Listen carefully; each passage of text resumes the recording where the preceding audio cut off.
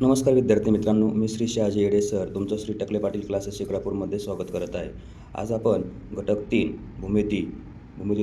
भूमितीमधील मूलभूत संबोध याच्यामधील उपघटक क्रमांक 16वा वर्तुळ हा या ठिकाणी अभ्यासणार आहोत. तत्पूर्वी तुम्ही जर Neptune scholar academy by Shahaji Yede sir या यूट्यूब चॅनलला सबस्क्राईब केलं नसेल तर सबस्क्राईब करून घ्या, लाईक करून घ्या आणि शेजारचं बेल आयकॉनचं बटन दाबायलाही विसरू नका, म्हणजे तुम्हाला सर्व व्हिडिओ एकाच ठिकाणी पाहायला मिळतील. चला तर मग आपण सुरू करूया. 16वा घटक वर्तुळ. आता वर्तुळ कशाला म्हणायचं आहे हे बघा. प्रतलातील एका स्थिर बिंदूपासून समान अंतरावर असणाऱ्या बिंदूंचा संच म्हणजेच वर्तुळ होय. वर्तुळ केंद्र व वर्तुळावरील कोणताही बिंदू जोडणाऱ्या रेषाखंडास त्या वर्तुळाची त्रिज्या म्हणतात. आकृतीत रेख OA, OC, OB या वर्तुळाच्या त्रिज्या आहेत आणि O हा वर्तुळाचा केंद्रबिंदू आहे. आता एकाच वर्तुळाच्या सर्व त्रिज्या समान लांबीच्या असतात. वर्तुळावरील कोणतेही दोन बिंदू जोडणाऱ्या रेषाखंडात जीवा असं म्हटलं जातं. ही जीवा वर्तुळ मध्यातून केंद्रातून जाते आणि त्या जीवेला वर्तुळाचा व्यास म्हणतात. आता वर्तुळाचा व्यास ही सगळ्यात मोठी जीवा असते. मग आकृतीमध्ये बघा, रेख PQ आणि रेख AB, रेख PQ आणि रेख AB हे दोन वर्तुळाच्या जीवा आहेत. तर व्यास बरोबर 2R, म्हणजे व्यास हा सर्वात जास्त लांबीची जीवा असून तो त्रिज्येच्या दुप्पट लांबीचा असतो. समान त्रिज्येची वर्तुळे ही एकरूप असतात.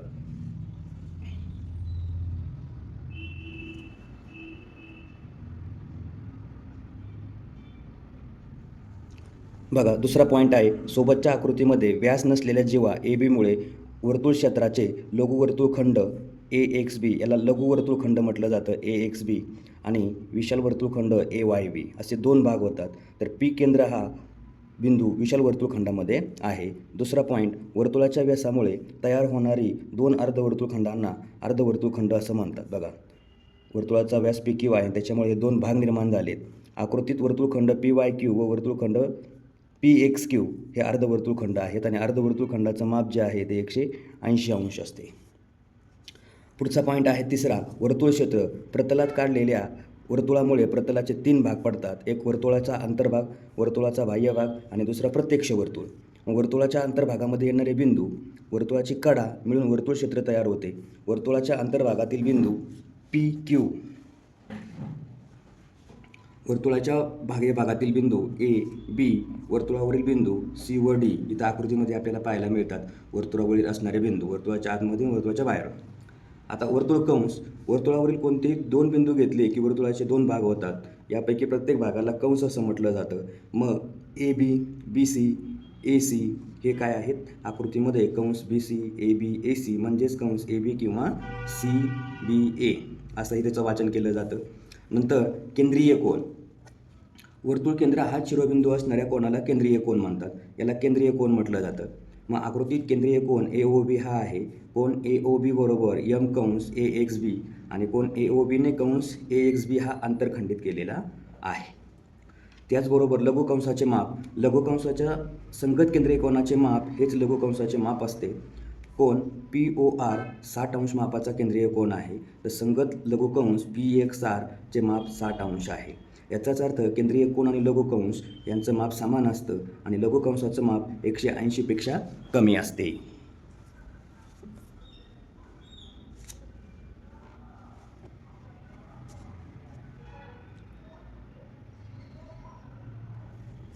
लघुकंसाचं माप केंद्रीय लघुकंसाचं माप 180 अंशपेक्षा कमी असते. याच्यानंतर विशाल कंस. विशाल कंसाचं माप 360 वजा संगत लघुकंसाचे माप. आकृतीत विशाल कंस PYR चे माप 360 वजा 60 अंश बरोबर 300. विशाल वर्तुळ कंसाचं माप 180 पेक्षा जास्त असते. विशाल कंसाचं माप जे आहे हे 180 पेक्षा जास्त असते. अर्धवर्तुळ कंसाचे माप हे 180 अंश असते. आकृतीत कंस AYB व कंस AXB हे प्रत्येक अर्धवर्तुळ कंसाचे माप 180 अंश असते. आंतरलिखित कोन. केंद्र हे बघा, O केंद्र ABC हा एक कोन आहे, तो आंतरलिखित आहे आणि कंस ADC हा आंतरखंडित कंस आहे. मग केंद्रबिंदू O असणाऱ्या वर्तुळात कोन ABC चा शिरोबिंदू B कंस ABCचा एक बिंदू आहे. या कंसाचे अंत्यबिंदू A आणि बिंदू C हे ABCच्या भुजावर आहेत आणि म्हणून यानं कोन ABCनं कंस ADC हा आंतरखंडित केलेला कंस आहे. 10वा पॉईंट आहे आंतरलिखित कोन व आंतरखंडित कंस यांचा संबंध कोन APB बरोबर कंस AXB म्हणून सूत्र कोन APB बरोबर 102 m कंस AXB. अर्धवर्तुळात अंतर्लिखित केलेल्या कोनांचे माप 90 अंश असते. रेख EC. आता याच्यात रेख EC हा काय आहे? व्यास. बघा, अर्धवर्तुळात अंतर्लिखित केलेल्या कोनाचे माप 90 अंश असते. आकृतीत EC इथं अर्धवर्तुळात अंतर्लिखित केलेल्या कोनाचं माप अर्धवर्तुळात अंतर्लिखित केलेल्या कोनाचं माप 90 अंश असते. आणि इथं आकृतीमध्ये बघा EDC हे अर्धवर्तुळ आहे, त्याच्यात EDC हा 90 अंशाचा कोन आहे.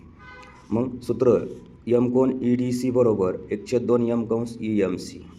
चक्रीय चौकोन, ज्या चौकोनाचे चारही शिरोबिंदू एकाच वर्तुळात असतात त्याला चक्रीय चौकोन म्हणतात. चौकोन ABCD हा चक्रीय चौकोन आहे आणि चक्रीय चौकोनाचे समकोन पूरक असतात. ABCD हा चक्रीय चौकोन आहे, याचे समकोन पूरक असतात, म्हणजे समोरासमोरच्या कोनांची बेरीज 180 अंश असते. चक्रीय चौकोनाचा बाह्यकोन त्याच्या सलग कोनाच्या समकोनाशी एकरूप असतो. म्हणजे आकृतीमध्ये BCE हा चक्रीय चौकोनाचा बाह्यकोन आहे तो, आणि DAB हा कोन, या दोघांचं माप सारखं असतं. याच्यानंतर वर्तुळाचा परिघ. वर्तुळाच्या कडेची प्रत्यक्ष लांबी म्हणजे वर्तुळाचा परिघ होय. वर्तुळाच्या परिघाचं सूत्र परिघ छेद व्यास बरोबर पाय, आणि पायची किंमत 22/7 किंवा 3.14 असते. वर्तुळाचे क्षेत्रफळ. वर्तुळाच्या परिघानं मर्यादित केलेले क्षेत्र म्हणजेच वर्तुळाचे क्षेत्रफळ होय, आणि वर्तुळाचे क्षेत्रफळ काढायचं सूत्र πr². याच्यानंतर 15वा पॉईंट आहे वर्तुळ केंद्र व जीवा याच्यामधील अंतर. वर्तुळ केंद्रातून जीवेवर टाकलेला लंब वर्तुळ केंद्र व जीवा यातील अंतर होय. हा वर्तुळ केंद्र त्यातून टाकलेला लंब. वर्तुळ केंद्र आणि जीवा यांच्याशी संबंधित गुणधर्म. वर्तुळ केंद्रातून जीवेवर टाकलेल्या लंबाने जीवा दुभागले जाते, म्हणजेच ह्या जीवेचं AB या जीवेचे 2 भागात विभाजन होतं, एक AP आणि PB.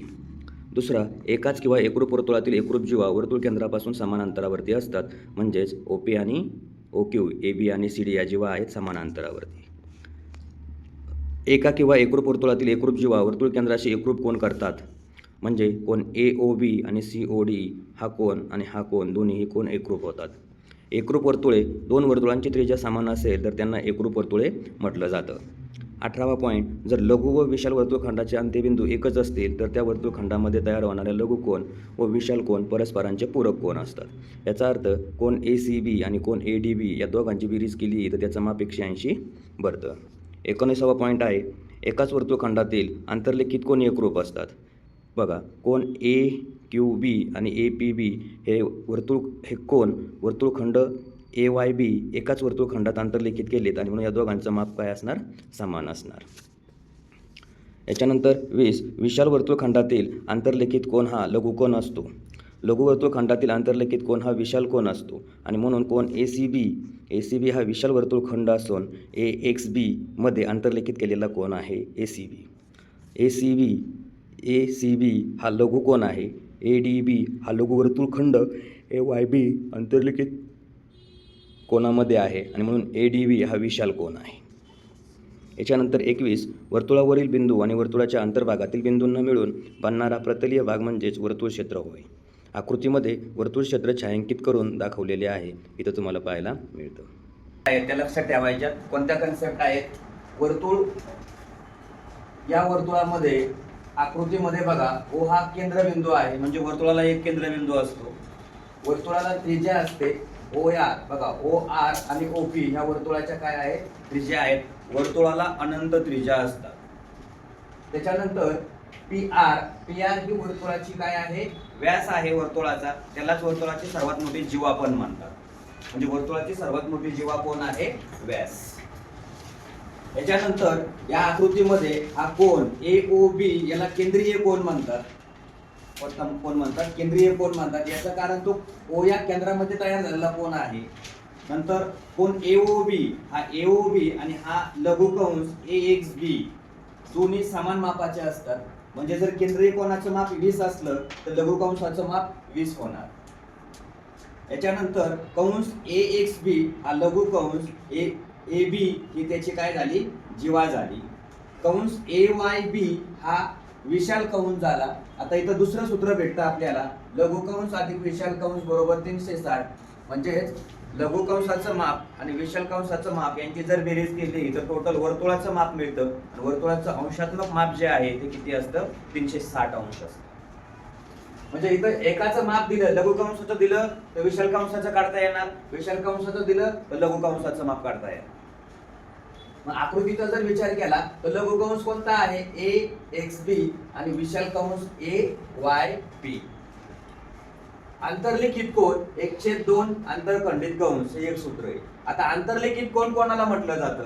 वर्तुळाच्या आतमध्ये तयार होणारा कोन. पण वर्तुळावरील बघा हे जे दोन बिंदू आहेत एक X आणि XB, हा जो कोन आहे याला आंतरलिखित कोन म्हटलं जातं आणि त्याला AXB यानं काय केलंय? आंतरलिखित केलंय. आणि आंतरलिखित केलेल्या कोनानं कंस AYB हा जो आहे कंस हा आंतरखंडित केलाय. म्हणजे लघु कंस आंतरखंडित केलाय आंतरलिखित कोनानं. आणि या दोघांचं जे रिलेशन आहे, जो संबंध आहे तो काय असतो? आंतरलिखित कोन बरोबर 1/2 गुणिले आंतरखंडित कंस. पेपर मध्ये तुम्हाला आंतरखंडित कंसाचं माप दिलं जाईल आणि इथं असा एक केंद्रीय कोन काढला जाईल आणि केंद्रीय कोनाचं माप विचारलं जाईल किंवा आंतरलिखित कोनाचं माप दिलं जाईल आणि केंद्रीय कोनाचं माप काढायला सांगितलं जाईल. याच्यासाठी हे सूत्र महत्वाचं आहे. याच्यानंतर चक्रीय चौकोनाची बेरीज. चक्रीय चौकोन कोणाला म्हणतात? वर्तुळाच्या आतमध्ये असणारा जो 4 कोन म्हणजे चौरस त्याला चक्रीय चौकोन म्हणायचं. मग हा एक कोन आणि हा एक म्हणजे B च्या समोर D, A च्या समोर C. मग या समोरासमोरच्या कोनांची बेरीज 180 अंश असते. म्हणजे चक्रीय चौकोनांच्या कोनांची सगळ्या बेरीज 360 असते, तर समोरासमोरच्या कोनांची बेरीज 180 अंश असते. म्हणजे चक्रीय चौकोन हे काय असतात? आता काही पॉइंट दिलेत बघा. अर्धवर्तुळात अंतर्लिखित केलेल्या कोनाचे माप 90 अंश असते. अर्धवर्तुळाचं माप 180 अंश असतं. पूर्ण वर्तुळाचं माप 360 असतं. वर्तुळ केंद्रातून जीवेवर टाकलेल्या लंबाने जीवा दुभागली जाते. जीवा दुभागली जाते याचा अर्थ जीवेचे 2 समान भाग होतात. 6वा पॉइंट, एकाच वर्तुळखंडातील आंतरलिखित कोन एकरूप असतात. बघा, एकाच वर्तुळखंडातील जे आंतरलिखित केलेले कोन आहेत ते एकरूप असतात. म्हणजे काय? याची आकृती इथं काढून दाखवतो. हे असं वर्तुळ आहे. हे वर्तुळ असा एक कोन तयार झाला. इथं एक परत याच त्याला नाव दिली समजा AB आणि दुसरा कोन इथून असा तयार झाला सेम इकडे गेलेला, याला X आणि याला Y. तर ह्या कोनाचं माप आणि ह्या म्हणजे AXB आणि AYB या दोन्ही कोनाचं माप कसं असणार? समान असणार. आंतरलिखित कोन एकरूप असतात. कोन एकरूप असतात याचा अर्थ त्यांचं माप समान असतं. जर कोनाचं माप समान असेल तर ते कोन एकरूप असतात, हा त्याचा काय होतो? अर्थ होतो. आता याच्यावर आधारित आपल्याला काय पाहिजे? काही उदाहरण पाहिजे.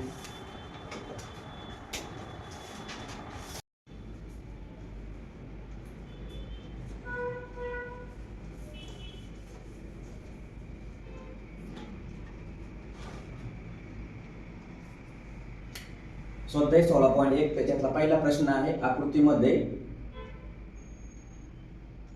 आकृतीमध्ये बघा OP, ही जी OP आहे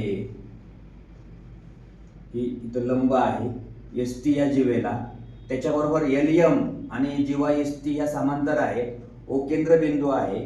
ON हे बघा, ON चं माप 6 सेंटीमीटर आहे व LM आता इथून ON इथून इथपर्यंत 6, नंतर LM इथून इथपर्यंत किती? 16. म्हणजे LM ही किती झाली? 16. आता LM जर 16 असेल तर LN बरोबर 1/2 LM म्हणजे LN किती भेटली? 8. LM जे आहे ती किती भेटली आपल्याला? 1/2 गुणिले 16 म्हणजे उत्तर किती आलं? 8. आता यांनी काय विचारले? सर्वात मोठी जीवा किती लांबीची आहे? मग हा जोडून घेऊ. तर आता आपल्याला काय करता येईल बघा, हा 6, 8. आता इथं पायथागोरसचं ट्रिपलेट आपल्याला इथं यूज करता येईल. मग त्रिज्या OL चा वर्ग बरोबर ON वर्ग अधिक LN वर्ग. मग 6चा वर्ग 8चा वर्ग 64 6चा वर्ग 36 8चा वर्ग 64 यांची बेरीज केली 100 झाले. ओएलचा वर्ग ओएल बरोबर किती भेटले 10 आणि ओएल ही त्याची काय झाली त्रिज्या. ओएल काय आहे त्रिज्या आहे म्हणजे आर बरोबर 10 वर्तुळाची त्रिज्या किती भेटली 10 आणि वर्तुळाची सर्वात मोठी जीवा म्हणजे काय असते व्यास म्हणजे व्यास बरोबर 2r 2r बरोबर किती 2 गुणिले 10 म्हणजेच 20 ही कोण भेटली डी. डी म्हणजे वर्तुळाची सर्वात मोठी जीवा 20 सेंटीमीटर म्हणजे याचं उत्तर जे आहे तर ते उत्तर काय आहे 20 सेंटीमीटर. या पहिल्या प्रश्नाचं उत्तर आहे. स्वाध्याय 16.1 त्याच्यातला प्रश्न क्रमांक दुसरा. एका वर्तुळाचा व्यास AC हा AC काय आहे व्यास आहे. बिंदू B हा वर्तुळावरील कोणताही एक बिंदू आहे. तर पुढील पैकी चुकीचं विधान कोणतं. सत्य नाही विचारलं आपल्याला चुकीचं विचारलंय. काय विचारलंय चुकीचं विधान कोणतं आहे हे आपल्याला यांनी विचारलेलं आहे. आता कसं शोधायचं हे बघा. हा जर व्यास असेल तर बिंदू A B आणि बिंदू B आणि C जर जोडले तर त्या ठिकाणी काय होतो 90 अंशाचा कोन तयार होतो. हा झाला 90 अंशाचा म्हणजे कोन ABC चं माप जे आहे ते किती होणार आहे 90 अंश होईल. बघा कोन ABC चं माप किती होणार 90 अंश होईल. त्याच्यानंतर कंस ABC या AC मुळे काय झालं अर्धवर्तुळ झालं. मग अर्धवर्तुळाचं माप किती असतं 180 म्हणजे कंस ABC चं माप किती आहे 180 म्हणजे हे सत्य आहे.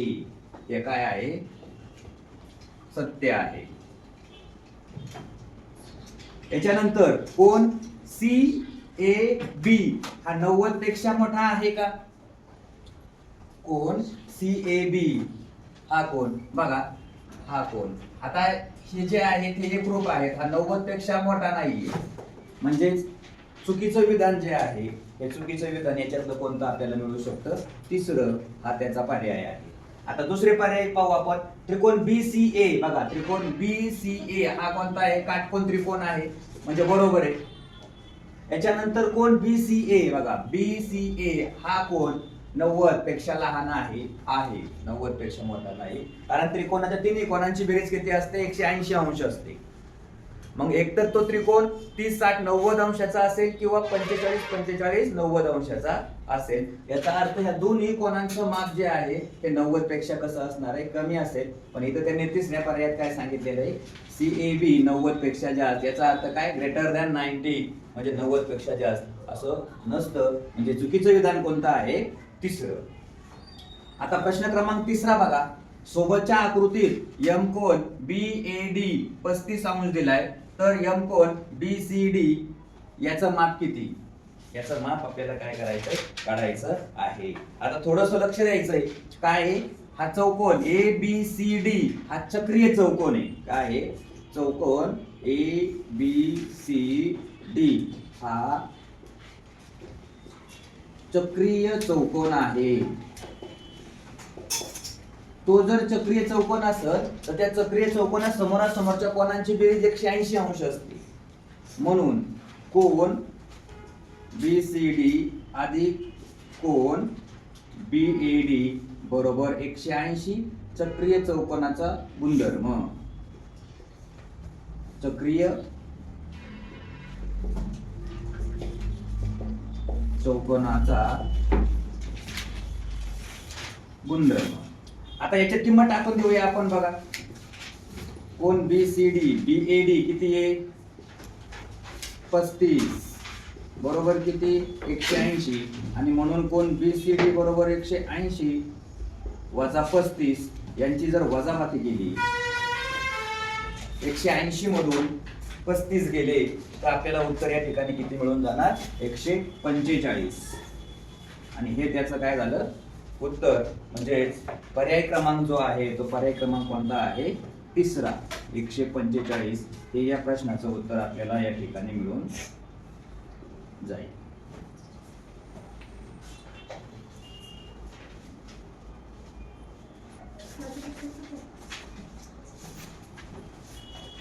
चौथा प्रश्न आहे. प्रश्न क्रमांक चौथा. आकृतीमध्ये ओ वर्तुळ केंद्र आहे, रेख ए बी, रेख ए सी, रेख बी सी. आता ही रेख ए बी, ए सी आणि बी सी तिन्ही बाजू समान आहे. तर BOC या कोणाचं माप काढायला सांगितलं. आता याच्यात तर त्यांनी कुठल्या कोणाचं माप दिलं नाहीये, काय कुठल्या कोणाचं माप त्यांनी दिलेलं नाहीये, तरी सुद्धा ते काय म्हणतायत, कोणाचं माप काढा. लक्ष द्यायचं काम करायचंय बघा. इथं त्रिकोण दिसतोय, मग आपण असं म्हणू त्रिकोण ABC, तिन्ही बाजू समान आहेत त्याच्या, AB, AC, BC, म्हणून हा समभुज त्रिकोण झाला. कुठला त्रिकोण झाला, समभुज त्रिकोण. आणि समभुज त्रिकोणाचा गुणधर्म काय असतो, तिन्ही बाजू समान आणि त्याचे तिन्ही कोन समान असतात. कसे असतात, समान. मग समभुज त्रिकोणाच्या प्रत्येक कोणाचं माप, कोन A बरोबर, कोन B बरोबर, कोन C बरोबर 60 अंश असतं. समभुज त्रिकोणाच्या प्रत्येक कोणाचं माप किती असतं, 60 अंश असतं. मग ती त्यांची बेरीज करून बघा बरं. 6 त्रिक 180, म्हणजे बरोबर आहे, तुम्ही चाललाय तो मार्ग. आता दुसरं इथं कोन BAC. आता BAC न काय केलंय, कंस BC हा आंतरखंडित केलेला आहे. काय केलेला आहे, आंतरखंडित केलेला आहे. आणि म्हणून आपल्याला या ठिकाणी काय करावं लागेल, किंमत टाकावी लागेल. आता इथं काय, हा जो कोन आहे, मग याचा अर्थ काय झाला बघा, कोन BAC बरोबर किती भेटलं, 60 अंश. कोन BAC बरोबर किती भेटलं, 60 अंश आपल्याला या ठिकाणी भेटलेलं आहे. पण डायरेक्ट तुम्हाला इथं कोन BAC बरोबर 1/2 कोन BOC हे सूत्र डोक्यात ठेवायचं. याचं कारण कोन BOC हा केंद्रीय कोन आहे आणि हा कंस BC लघु कंस आहे. केंद्रीय कोन आणि BOC यांचं माप समान असतं. कसं असतं, समान असतं. मग आता इथं BAC किती आहे, 60, 1/2 गुणिले BOC. आपल्याला उत्तर या ठिकाणी मिळून जाईल. कोन BOC बरोबर 60 गुणिले 2 120, म्हणजे कोन BOC बरोबर 120 अंश. पर्याय क्रमांक दुसरा हे त्याचं उत्तर. आता इथं एक काय करायचं आपल्याला बघा, स्टार करून देतो.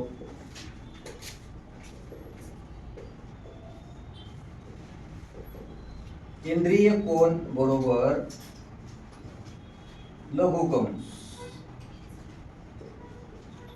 हे डोक्यात ठेवायचं. केंद्रीय कोनाचं माप आणि लघु कंसाचं माप कसं असतं, समान असतं. याच्यानंतर प्रश्न क्रमांक 5 बघा.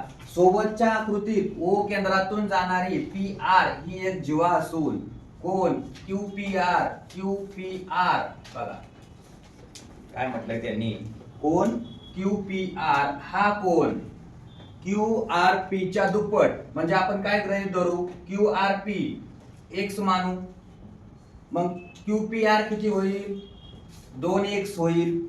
तर कोन QPR चे माप किती, असा प्रश्न आहे त्यांचा. आकृती तुम्हाला दिलेल्या याच्यावरून काय केलं, आता एक लिहून दिलं विधान. आता काय झालं माहितीये, PR ही जीव आहे आणि कोन PQR हा किती अंशाचा झालाय, 90 अंशाचा.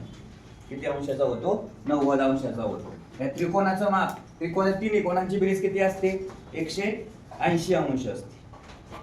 ती आपल्याला याच्यात काय करायची, टाकायची. मग आता बघा, त्रिकोण PQR मध्ये डायरेक्ट कोन Q प्लस कोन P प्लस कोन R बरोबर किती, 180. कोन Q किती आहे, 90. कोन P 2x, कोन R x बरोबर किती, 180. म्हणजे 90 अधिक 3x बरोबर 180. म्हणून 3x बरोबर किती, 90. हा 90 तिकडे गेला, म्हणजे 180 वजा 90 म्हणजे 3x बरोबर किती भेटले, 90. म्हणून x बरोबर किती, 90 भागिले 3 म्हणजे x बरोबर किती, x ला x बरोबर 90 भागिले 3 यानं याला भागलं म्हणजे एका x ची किंमत किती आली 30. आणि आपल्याला काय विचारले QPR कोण QPR कुठे QPR हा QPR म्हणजे किती 2x. मग बघा 2x 2 गुणिले 30 बरोबर 30 दुने किती 60. तर त्याचं उत्तर म्हणजे पर्याय क्रमांक 3 या ठिकाणी आपल्याला मिळून जाईल.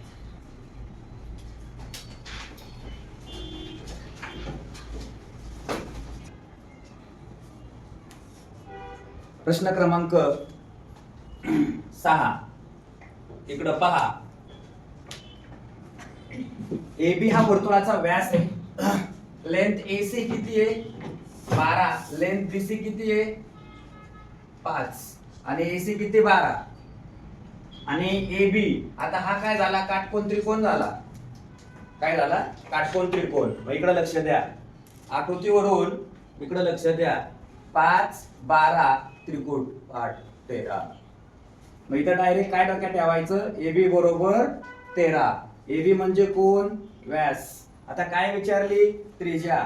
मग त्रिज्या बरोबर काय D/2 13/2 6.5 झालं.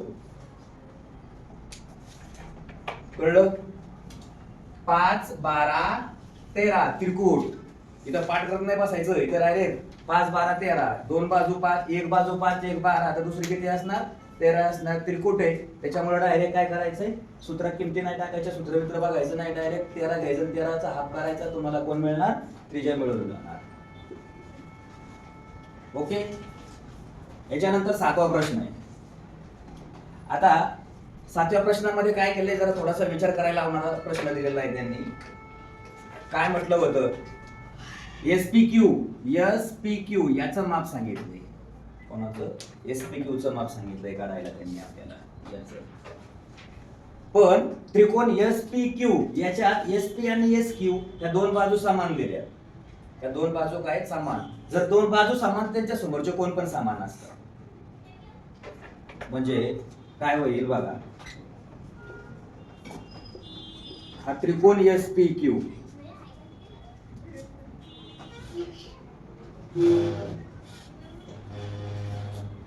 त्रिकोण SPQ मध्ये SP बरोबर SQ म्हणजे कोण P बरोबर कोण Q बरोबर काय म्हणू आपण X म्हणू. याच्यानंतर काय करायचंय आपल्याला बघा PRQ. आता PRQ किती दिलाय त्यांनी 40 दिलेला आहे पण SPQ काढायचा आहे. आपल्याला हे माहिती त्रिकोणाच्या तिन्ही कोणांची बेरीज जी आहे ती किती असते 180 असते. आणि हे दोन्ही कोण एकाच काय आहेत वर्तुळ कंसामध्ये आहेत म्हणून कोण PSQ बरोबर कोण PRQ या दोघांची किंमत किती असते 40 असते. किती असते 40.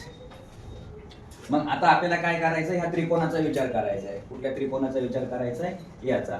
आता इकडे दाखवतोय बघा. मग कोण PSQ प्लस कोण SPQ प्लस कोण SQP बरोबर 180. याच्यात किंमत ठेवून देऊया. PSQ किती भेटला 40. SPQ आणि X SQP X 180. 40 अधिक 2x बरोबर 180 म्हणजे 2x बरोबर 180 वजा 40. आता 140 2x बरोबर तर x बरोबर किती 140 भागिले 2 म्हणजे x बरोबर किती 70 अंश. याचाच अर्थ आपला पर्याय क्रमांक किती 1. SPQ चं माप विचारलं त्यांनी आपल्याला म्हणजे कोण SPQ बरोबर किती भेटलं 70 अंश भेटलं.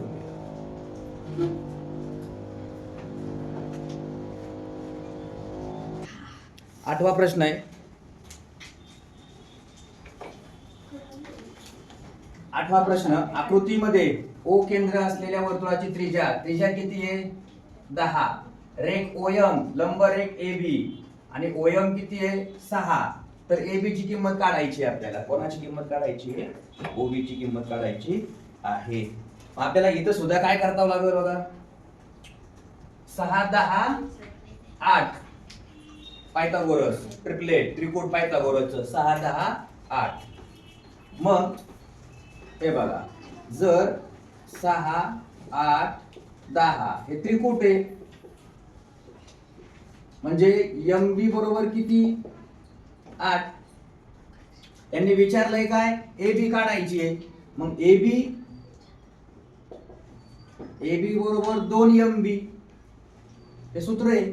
याचं कारण काय आहे A dash M dash B तिन्ही बिंदू एक रेषीय आहेत.